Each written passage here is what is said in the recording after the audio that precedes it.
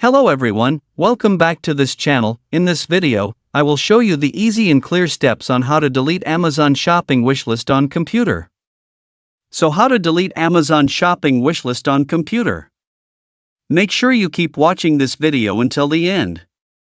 Let's get started right away.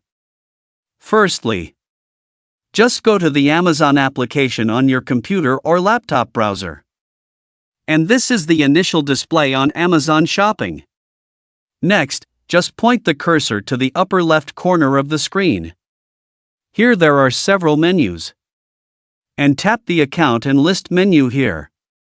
Here a scrolling menu will appear. Tap on your list section. Tap the list you want to change. Well, here you will enter your list menu. Next, tap on the three-dot menu section here.